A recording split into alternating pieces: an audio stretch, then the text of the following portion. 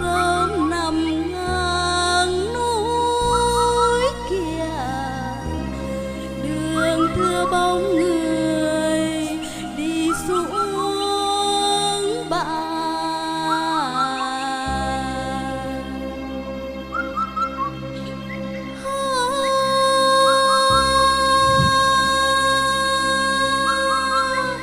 Đường xóa xuống chợ, chị Mai dắt ngựa đi sớm mà nhìn ngang lối hẹn chưa thấy chàng.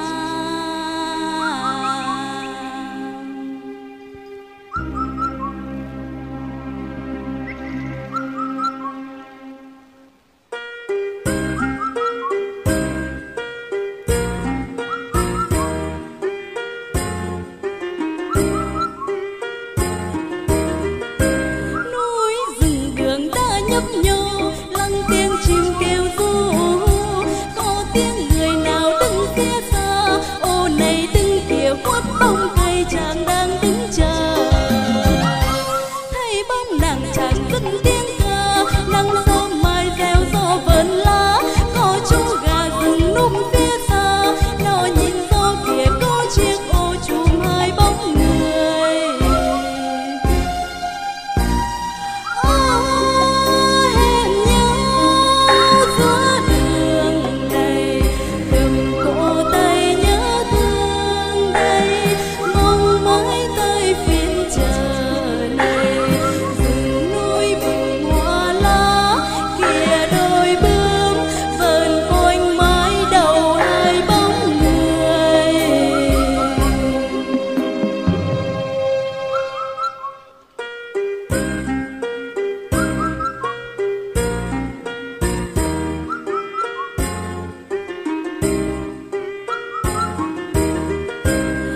Núi rừng đường đã nhấp nhô, lắng tiếng chim kêu ru. Có tiếng người nào đứng phía xa, ô này đứng kia khuất bóng cây chàng đang đứng chờ. Thấy bóng nàng chàng cất tiếng ca, nắng sớm mai reo gió vờn lá. Có chú gà rừng núp phía xa, nó nhìn gió kia có chiếc ô chùm hai bóng người.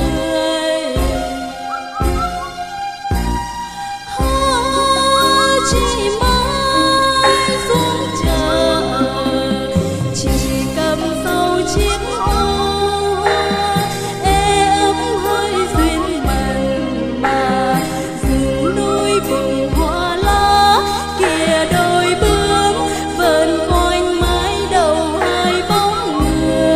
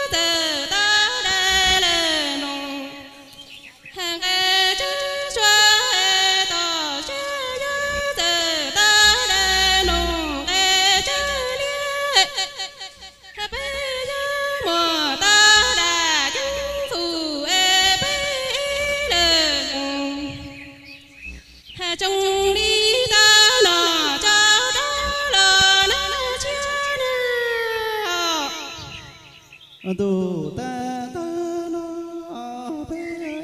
lời gì cho ô cha chi tổ sẽ gió giờ ta sáng dòng cha chết để gió giờ ta chăm đủ cứu nè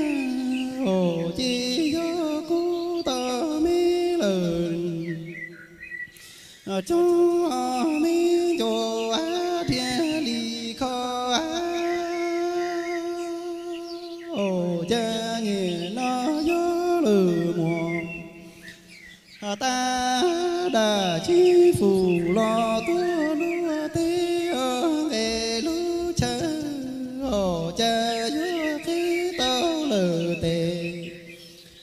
mù kia chia mù đau ta chùa lửa trong gì lửa ra lò mò bé ý rể trong có tôi ấy là tin lầu tôi mà bây giờ có hai cái xe xuống nữa hãy khó đâu cũng không có tao tin lầu tao cơ mà chị qua được công lòng giỏ đi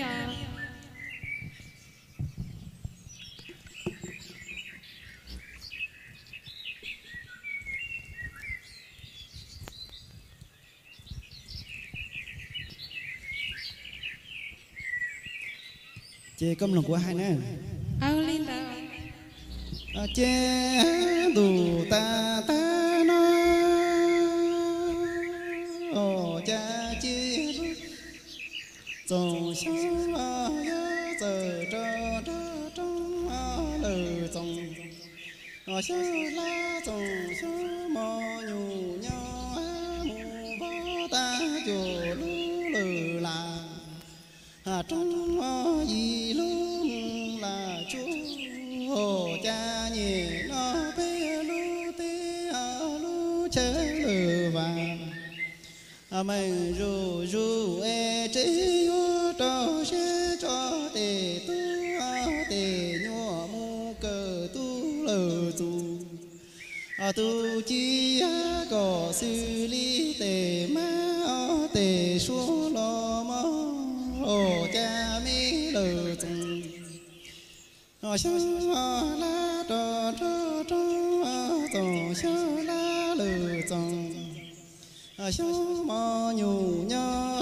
mù vó ta mi đà gì lâu trời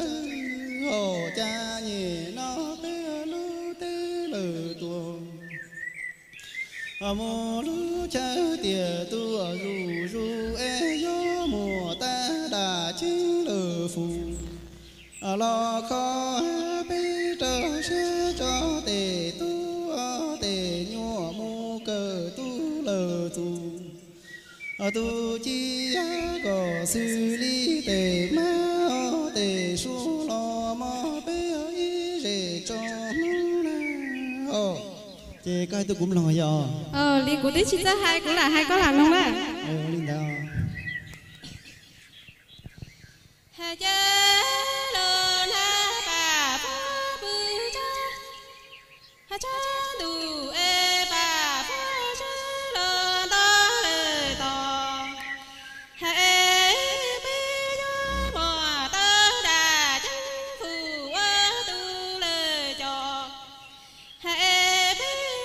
trong rừng đi tơ ná nhớ đờ tơ nọ ná cha hà cha lơn ha bà phá bư cha lơn tu hà e